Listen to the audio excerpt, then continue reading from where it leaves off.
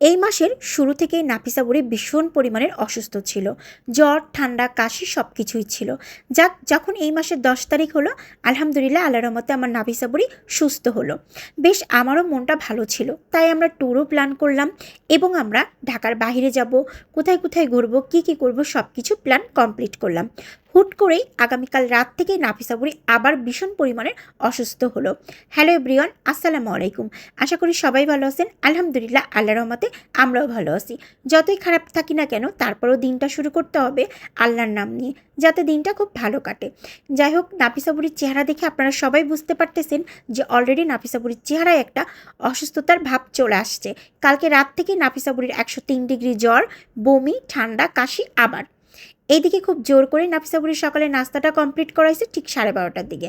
নাস্তা কমপ্লিট করার পরে দেখলাম ওয়েদারটা প্রচণ্ড পরিমাণে বৃষ্টিময়। নাফিসা বুড়িকে বললাম, তোমার শরীরটা এখন কেমন লাগতেছে? ও বললো, মোটামুটি ভালো লাগতেছে, তবে ওর অসুস্থতা থেকে ওর মনটা ভীষণ পরিমাণের খারাপ।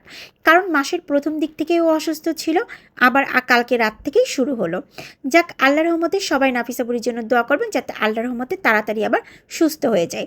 তো নাফিসা বুড়িকে বললাম যে তোমার তো সিরিয়াল নিয়েছি, ডক্টর দেখাতে যাব। নাফিসা বুড়ি বলল যে ঠিক আছে, তাহলে তো ভালোই হলো।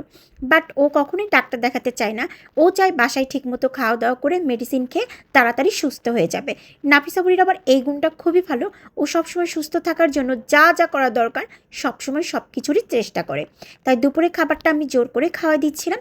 খাওয়া দিতে দিতে দেখি হুট করে বৃষ্টি শুরু হয়ে গেছে। এখন যাব আমরা ডাক্তার দেখাইতে, আর অলরেডি কিন্তু আমাদের বাসা থেকে ডাক্তার দেখাতে যেখানে যাব অনেকটা দূর। তারপরে যখন বিকাল টাইম চলে আসলো, ডাক্তার দেখাবো যে আজকে, আর যাওয়া হলো না। তাই চিন্তা করলাম আগামীকালকে যাব। যেহেতু আমরা সিরিয়াল দিয়েছিলাম মিরপুর ইবনেসিনাতে, তো আমাদের বাসা থেকে যেহেতু প্রচণ্ড পরিমাণের দূরে, যেতে যেতে হয়তো বা আর ডাক্তার থাকবে না। তাই চিন্তা ভাবনা করে ওর মনটা খুশি করার জন্য বিকালবেলা হাঁটাহাঁটি করার জন্য বাসা থেকে বের হয়ে পড়লাম। হাঁটাহাঁটি করতে করতে মুড়ি মশলা পেলাম, আর দুজনে মিলে মুড়ি মশলা খাচ্ছিলাম। এদিকে এবার নাফিসা বুড়ি এই ফুলগুলো আমাকে দেখাইলো, যদিও আমি এই ফুলের নামটা কিন্তু জানি না। আপনার কেউ জানলে অবশ্যই কমেন্ট করে জানাবেন। আমার নাফিসার একটা জিনিস আমার কাছে সবসময় অনেক ভালো লাগে, ও যতই অসুস্থ থাকুক না কেন, ওর এক মুখ হাসি সবসময় থাকবে। আলহামদুলিল্লাহ, আমার নাফিসা বুড়ির জন্য সবাই দোয়া করবেন। আসলে হুটহাট যে কী হচ্ছে বুঝতেই পারতেছি না। হঠাৎ করে মেয়েটা অসুস্থ হয়ে যাচ্ছে, আর ইদানিং একটু বেশিই অসুস্থ হচ্ছে। নাফিসা বুড়ি আবার আকাশ দেখতে খুব পছন্দ করে।